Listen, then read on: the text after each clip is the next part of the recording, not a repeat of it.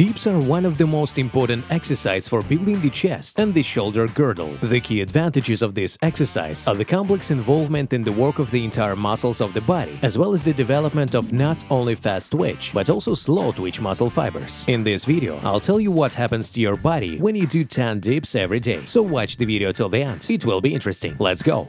The main advantage of dips is that this exercise involves not only the pectoral muscles, but also the secondary stabilizing muscles that are important for the formation of correct posture. In addition, the chest during dips is worked out at a fundamentally different angle in comparison with the bench press and push-ups. Dips develop and straighten the neuromuscular connection between the brain and muscles. In essence, this exercise teaches the athlete the ability to consciously involve the muscles of the body in work. Ultimately, this leads to an acceleration of the processes of muscle hypertrophy, as a result of which strength indicators in basic exercises are significantly improved.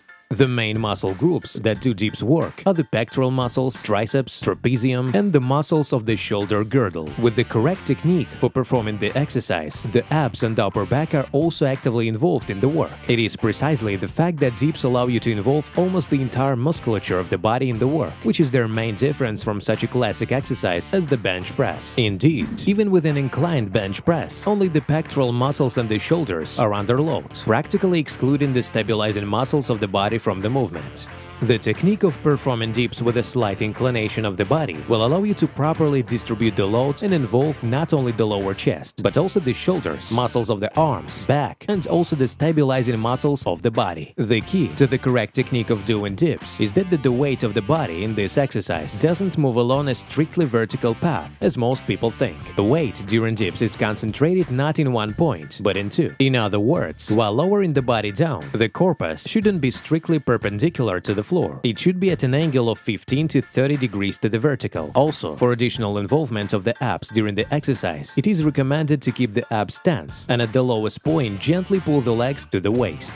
At the top of the exercise, the arms are straight, the elbows are slightly fixed, the chest is open, the body is as perpendicular to the floor as possible, the gaze is directed in front of you. When lowering, you should take the pelvis back while tilting the body forward. At the bottom point, the elbows are parallel to the bars, the shoulders are just below the level of the elbows. When doing dips, be careful to complete a full cycle of movement without reducing its upper or lower part. If you find it difficult to perform the exercise slowly, use the Gravitron machine or a special platform with the counterweight.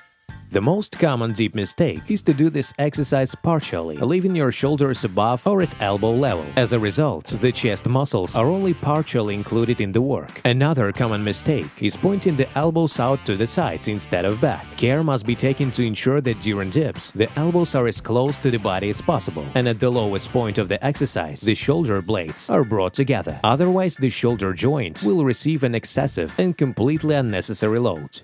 In addition to performing in a dynamic variation, dips can also be performed in a static variation, according to the principle of the plank exercise. In this case, the goal is to keep the body motionless at the top of the movement for a certain time. You can start with 10 seconds, aiming for a minute or more. There are two types of muscle fibers, fast twitch and slow twitch. For the development of both types of muscle fibers during dips, it's necessary to combine both dynamic and static variation.